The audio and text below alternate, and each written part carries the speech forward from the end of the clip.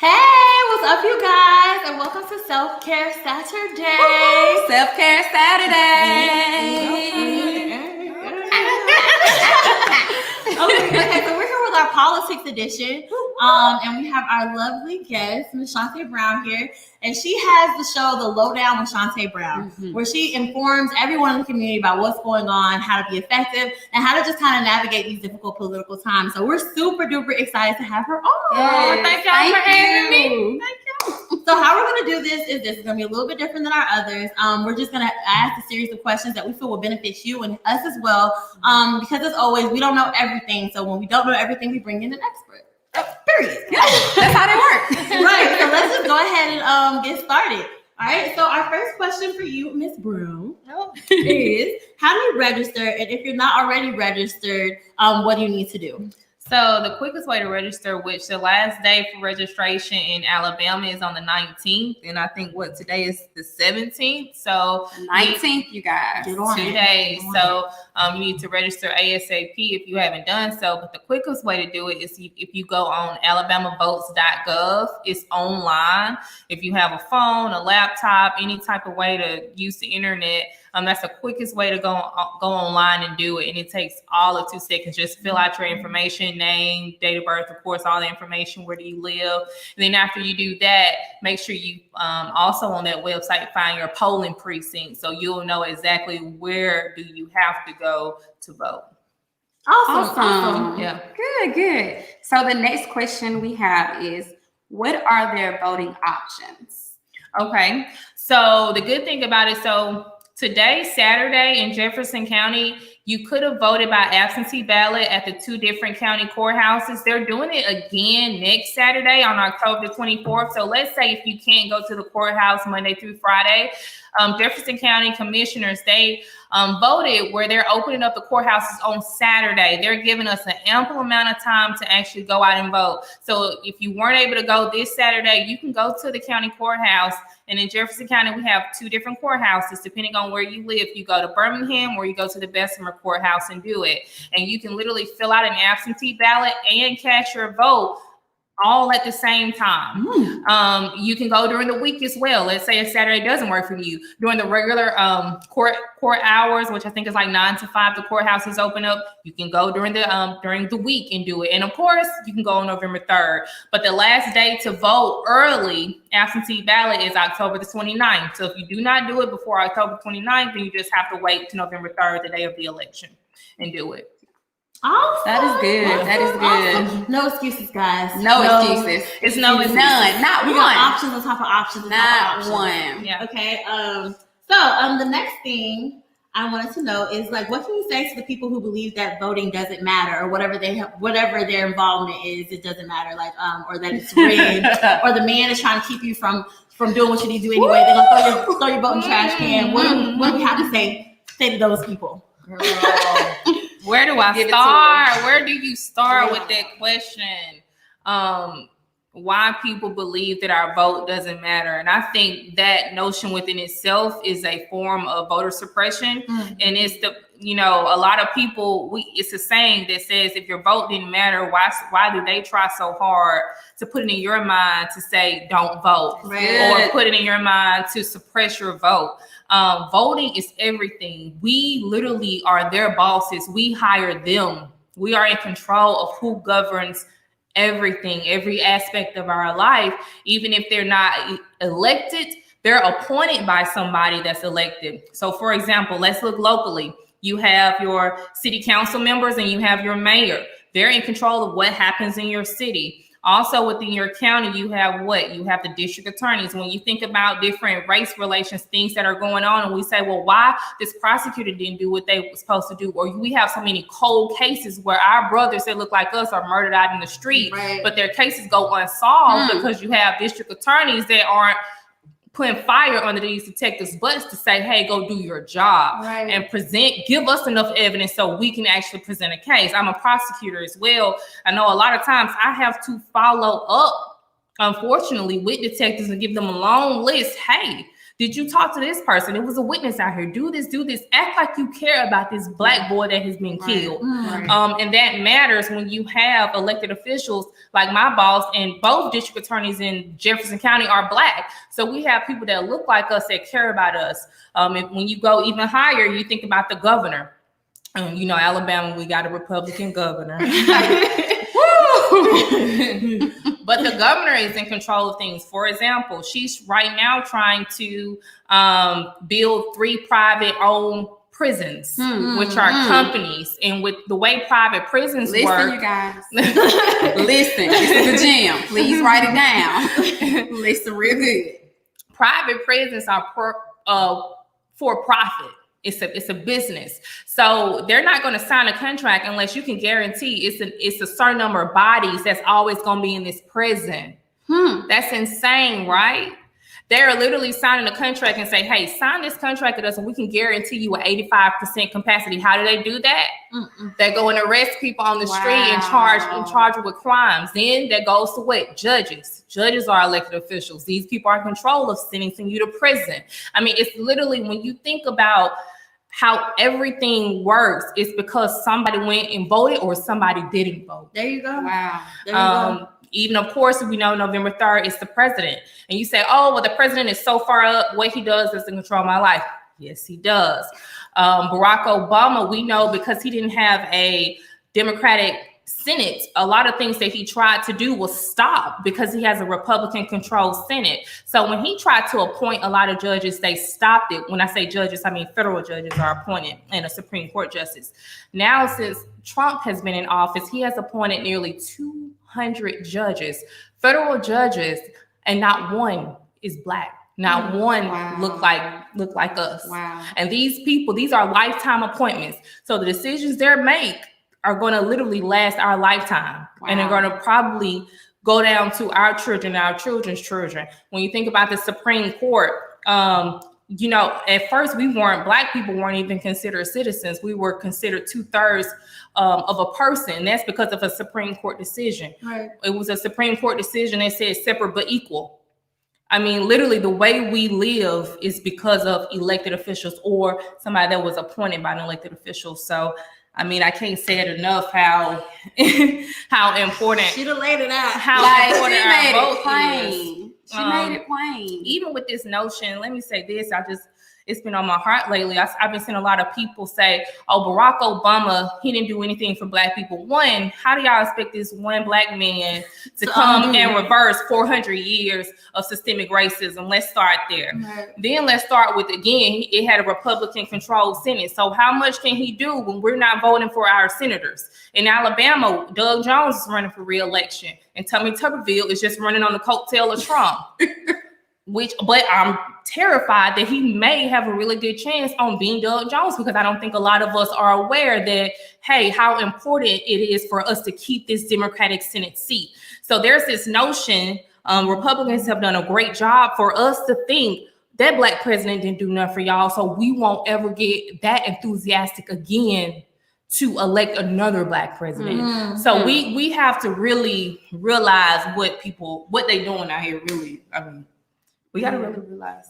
The goal is to keep you. That's girl. The goal is to keep you thinking that what you're doing does not work. Right, and it doesn't matter. Yeah. Mm-hmm. It's to keep you thinking that your voice does not matter and it's never gonna be heard, and that's not the case. Yeah. They're terrified if we ever come together as a collective. See, look what they killed. Malcolm X, they killed Martin Luther King. I mean, they burned down Tulsa, a Black Wall Street, booming. Black surgeons. We had our own newspapers. Hospitals, grocery stores, literally everything Black owned for blocks. They literally had private planes dropping bombs on Black Wall Street. That's what they do not want us to come together as a wonder why. Why would they do such a thing? The fear is that strong. Yeah. Man, well, you kind of summed up my next question, and I get so passionate. But I love the passion for politics. Like, we do need that. Basically, you kind of just answered. I was going to ask you what are the effects of not voting. Oh yeah. But you basically covered it with like. I mean, if let's try to think of something specifically. For example, Daniel Cameron. Now he's Black, but he's a Republican. Mm-hmm. So a lot of people in Kentucky, they had for the longest a Democratic attorney general, but they don't anymore because of Daniel Cameron. Now he was the sole decider on whether or not the police officers were going to get charged with any murder charges regarding the Breonna Taylor case. Mm-hmm. He didn't even present evidence. Now, the way he first tried to put it out is like the grand jury decided not to indict. But then we learned that he didn't even present the evidence to the grand jury for them to make a decision regarding murder. And again, as a prosecutor, it's all one-sided. So the grand jury is done in private. It's no defense attorney, no nothing. It's just us, it's prosecutors and police officers. And we present whatever evidence we want you to hear, how we want you to hear it in order to get that indictment. And that's exactly what he did in this case. And he's an elected official. So stuff like that, we're protesting, we're screaming, we're saying, say her name, but then are you going to show up in the polls? Come on. In November. Come on. Please. Come on. Please get this. Are you registered? Get this. Are you registered? Better question. Are you going to put some bang behind your butt? Are you going to do more than just girl? Right. It's this gospel song. You know, it say 99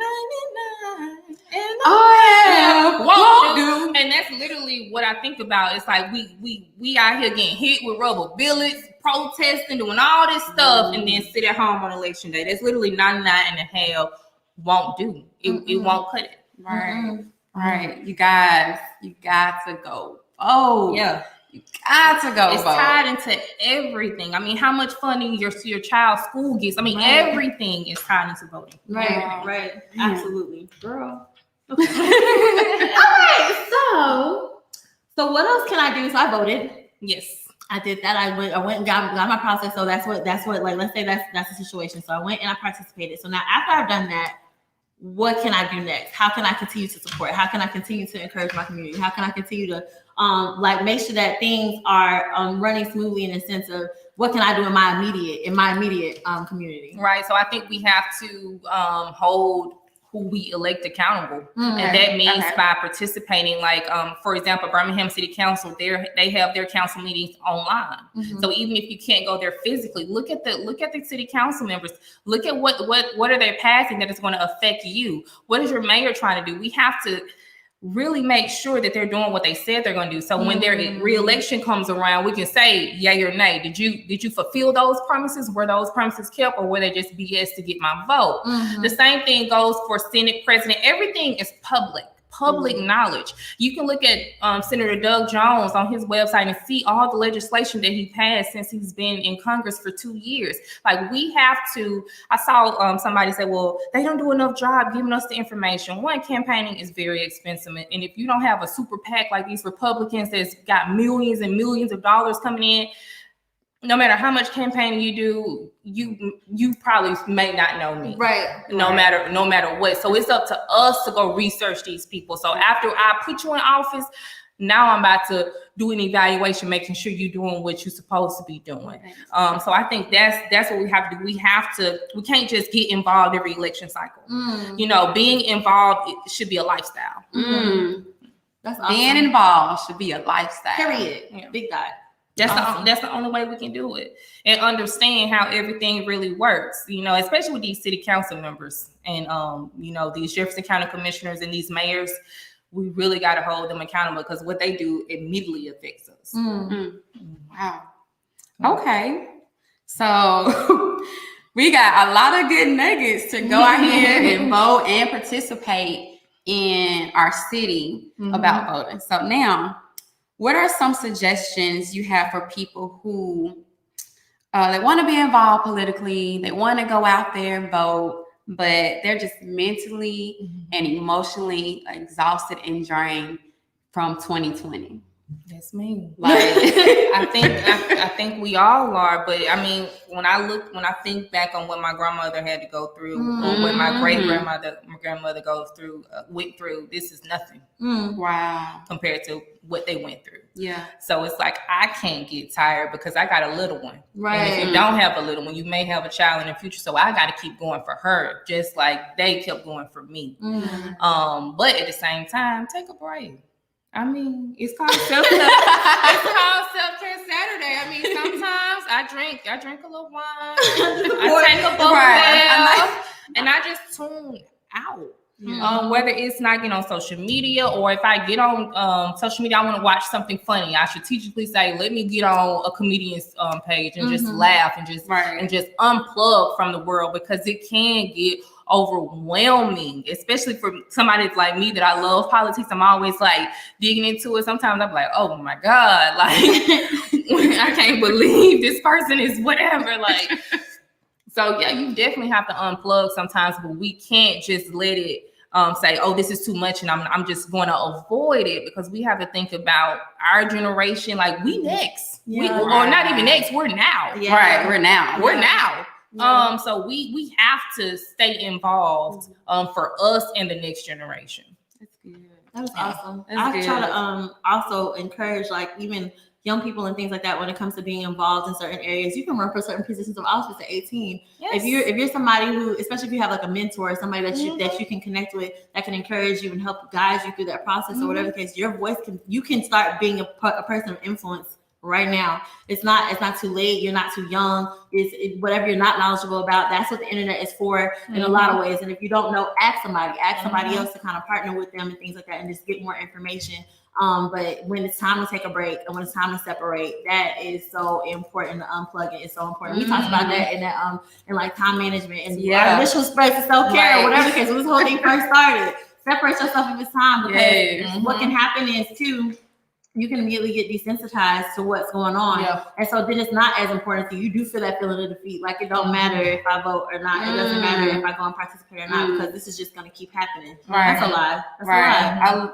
I love that. I love how you said we can get desensitized to the things that go on around us and feel like it's gonna keep happening, and you don't have a voice, but you really do. And at the same time, you're right. Take it back. Go on a social media fast, or you know, intentionally search funny videos. Your favorite comedian. On the flip end of that, but you have to do your part. So things can't be the same. So you can say I played a part in that, and I did try. I put my foot in the right direction. You know, we got to start somewhere. We do, because we can't just accept it as is. Think about it. Think about if our ancestors just accepted slavery. Wow. Or if we just accepted Jim Crow. Right. Or if we just accepted us not being able to vote.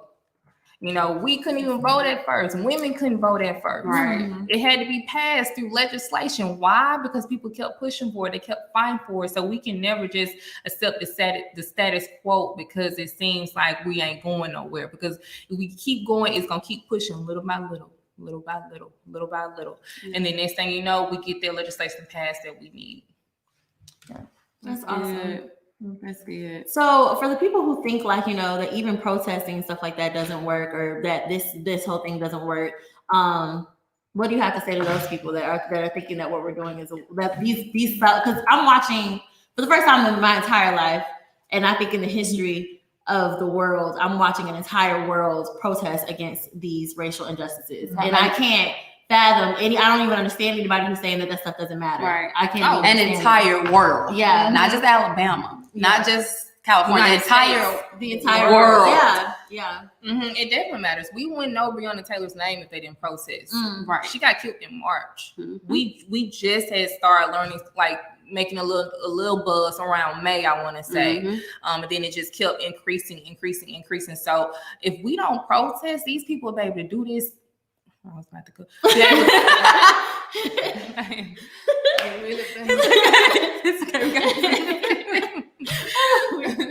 These people will be able to do this stuff, and we don't know about it. And we just walking around. It gets swept under the rug. Breonna Taylor, they was gonna sweep that right under the rug, and we wouldn't know nothing. They painted this picture that her boyfriend fired a shot. He tried to kill the cops, and that's all we would have known if we didn't go out here and protest. So protesting, it puts fire under these people. But the mayor, these mayors don't want people protesting in their city. So they're like, hey, they're gonna make phone calls to the chief of police. Hey, what's going on? Y'all need to do something because I don't want this happening in my city. Right. So you gotta protest because you gotta put fire under these people behind us. Right. Period. And to get that media attention that we need. Yes.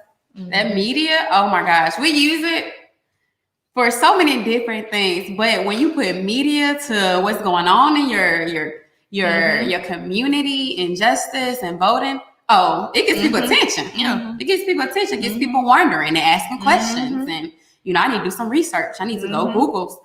I need to go follow this. What's going on? That's what made moves with the civil rights movement in the first place. Yep. In 1960s. Correct. They could see it on TV for the first time. They could hear it on the radio for the first time. They could see all this stuff happening. People were so far removed, but bringing that attention is what helped that grow. I think the combination. You think about his mother, allowed photographers to come in and take pictures of her son, to put that picture across every newspaper in the country to bring light. Hey, this is what these white men did to my son.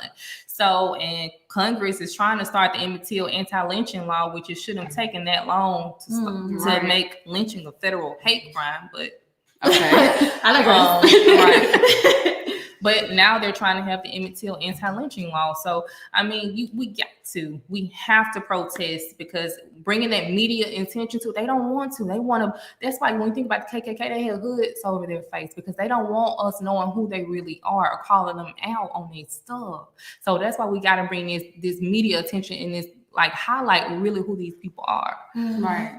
So I wonder too, so here's another thing, and this we touched on it a little bit, but I kind of want to dig a little bit deeper into it. There's some people who feel guilty about not being able to attend protests because they're mentally exhausting and spiritually exhausting. What are some other forms of protesting that you know of, or some other things that people might be able to do as a form of protest, even if you're not on the front lines? Right. So everybody can't get, I can't get out here really because I have a child at home. And you know, everybody can't get on a plane and say, hey, I'm going to go here and protest. But social media, I think, is key. Or you can call your elected officials. You can call your local, your, who am I thinking about?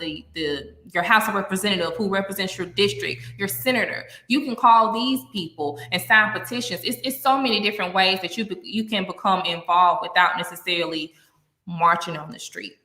So, and you have to know what's your lane. Like, for example, you have LeBron James. Mm-hmm. He started this initiative where he's paying off all the court fees and fines of people that have felons in Florida, because in order to restore your voting rights for certain people that have felons, you have to pay off all your court fees and fines. So court fees and fines can be thousands of dollars for some people. That's a lot of money. But for LeBron James, he realized, okay, let me do that. Mm-hmm. So that was his way of helping. Mm-hmm. So you just find your lane and do your lane. That's good. That's awesome. Find your lane and use it. Yeah, that's awesome. That's good. Really, really good. That's good.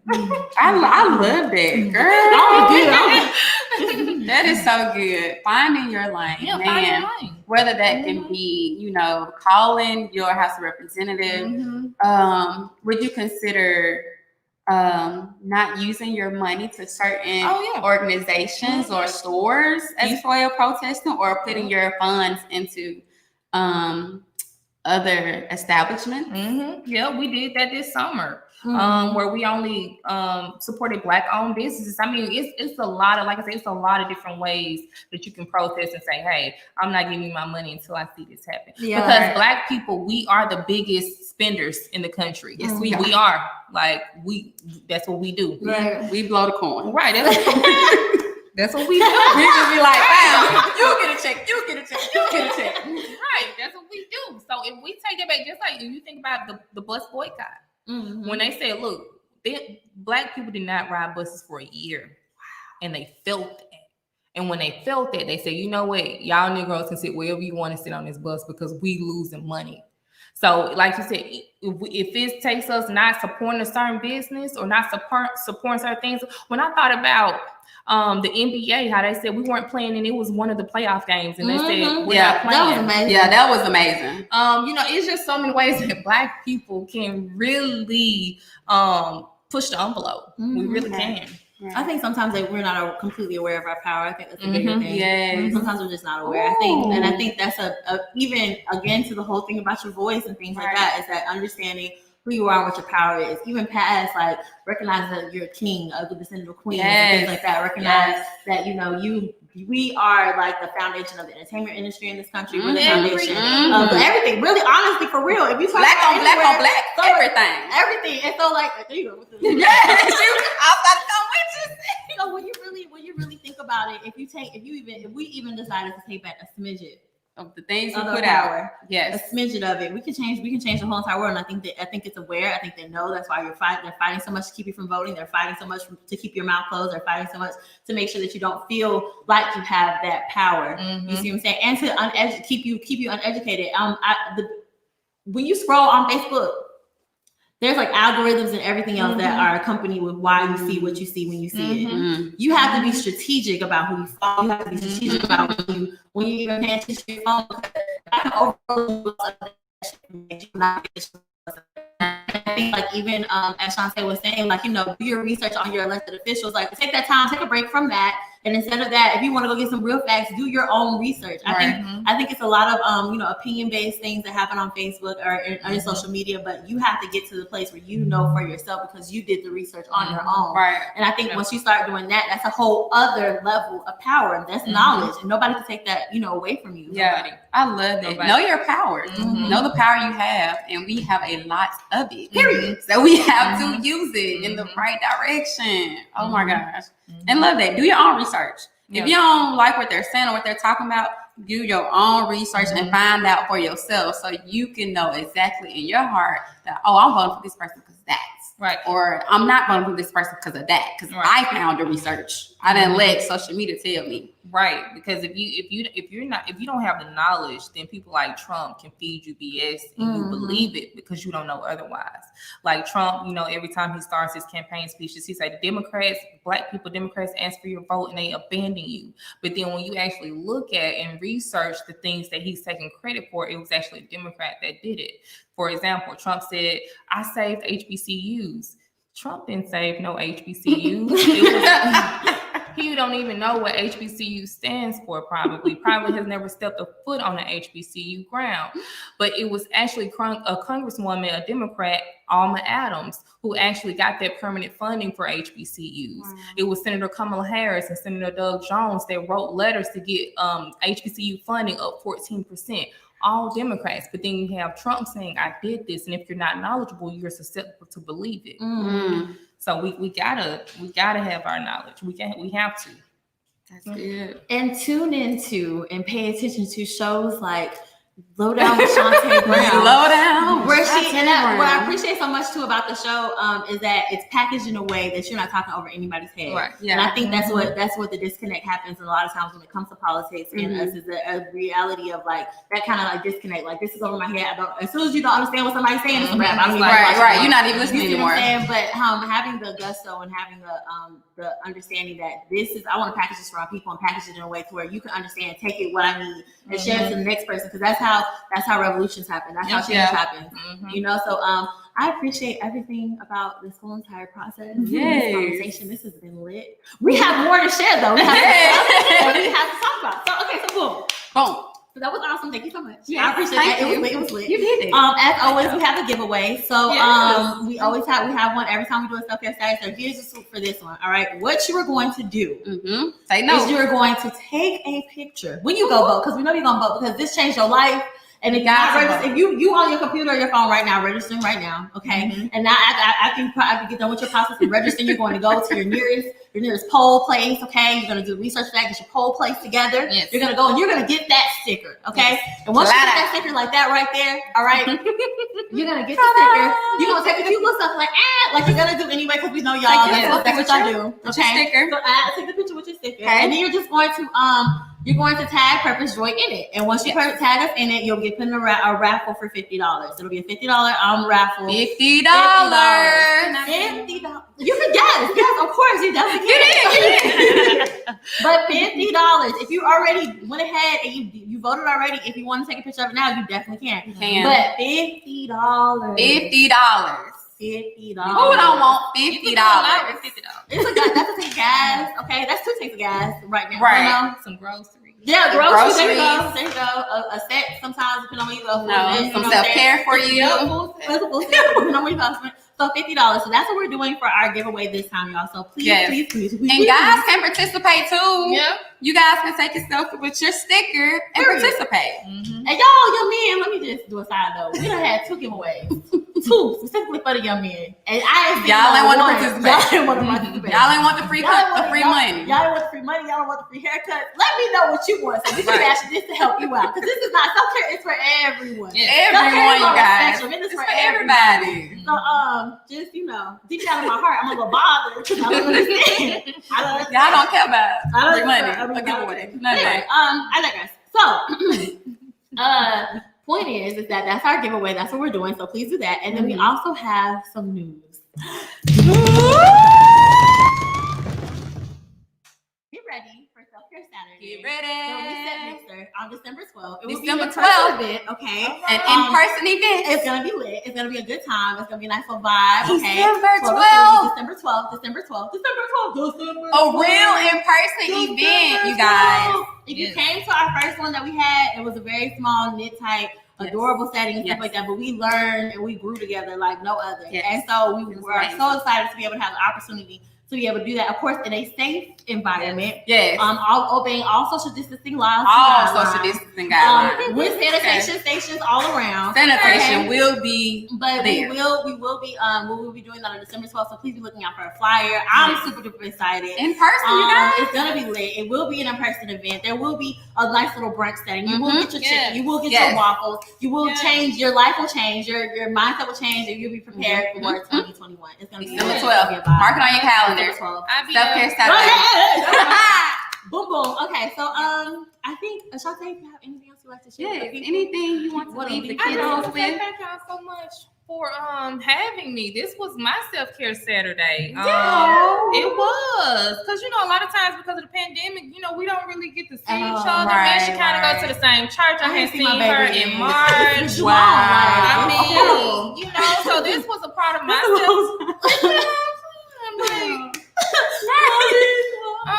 so this was a part of my self-care, just to come and kick it with two beautiful women that are on their stuff. Like, I love this because a lot of times Black people, we don't realize that we need we need this for our mental. Yeah. Right. We need this self-care. So I appreciate you ladies. Oh, thank you. We appreciate you so much. Yes, And again, thank you so much. Tune in Thursdays at 8. Thursdays at 8 p.m. Okay. on Facebook Live. It's also on YouTube. The Lowdown with Chuantae Brown. It's a show that focuses on political and community issues on the local, state, and national level.